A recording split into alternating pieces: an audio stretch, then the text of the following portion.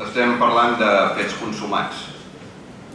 Aquí, Lourdes, fa una setmana estaves en l'equip de govern, suposo que deus saber millor que jo com està tot aquest tema, però no hi ha volta enrere.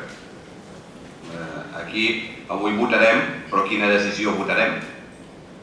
Votarem, o ens gastem els 2,1 milions fent l'obra, o ens gastem els 2,1 milions tornant-te'ls a Madrid. Aquesta és la decisió. No hi ha més decisió que aquesta. Per tant, avui som esclaus absoluts d'una mala feta que ve des del 2009. Com que en Joan Burjacs està tuitejant i escoltant el ple, doncs li podríem preguntar a en Joan Burjacs què opina de tot això, d'aquesta situació que tenim avui. Abans que m'esveri vaig elegir el que tenia preparat perquè si no m'acabaré esperant. Aquest és un projecte que fa molts anys que corre per la casa i que ha patit moltes variacions. En el seu moment la nostra formació va aprovar el projecte. Sí, perquè a tots ens interessa que s'arregli la zona turística, evidentment. Però vam manifestar que no es podia portar a terme perquè no era possible el seu finançament i ens vam anar quedant sols una vegada i a l'altra dient no és possible, no ens donarà ni un ral. Es va agafar Aigües de Blanes, se li va dir que Aigües de Blanes demanés el crèdit perquè l'Ajuntament de Blanes no podia demanar-ho i al final li van dir a Aigües de Blanes no. Potser perquè van tindre la mala sort, i dic mala sort tal qual perquè ja devem 45 milions d'euros en crèdits, vam tindre la mala sort que a Caixa Madrid se'n va anar a fer punyetes i se la va quedar a Caixa Pensions i llavors Caixa Pensions va dir no. Caixa de Girona, això, tantes caixes ja un dia serà. La proposta econòmica que es va presentar va ser denegada perquè cap entitat financera va voler donar el préstec, que deia. Avui ens trobem davant un problema molt greu. Avui o es fa l'obra o estem obligats a tornar els diners que en el seu dia ens va facilitar l'ICO, mitjançant un crèdit al Banc de Santander. Nosaltres volem saber si tenim els 2.100.000 euros que s'ha de destinar a aquesta obra o haurem de destinar aquest import dels ingressos del finals del 2012 i del principi del 2013. Si aquests diners els tenim i surten d'aquí.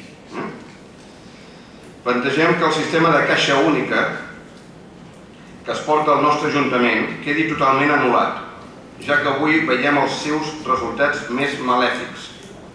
El problema que tenim és que quan entren diners aquí es posen tots en el mateix calaix i quan no podem pagar les patates o els xurros agafem els diners que estan per un import que és finalista i ho sabeu vosaltres. Torno a repetir.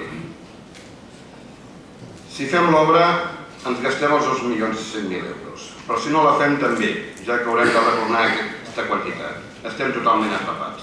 Avui em sento realment en aquest punt molt trist.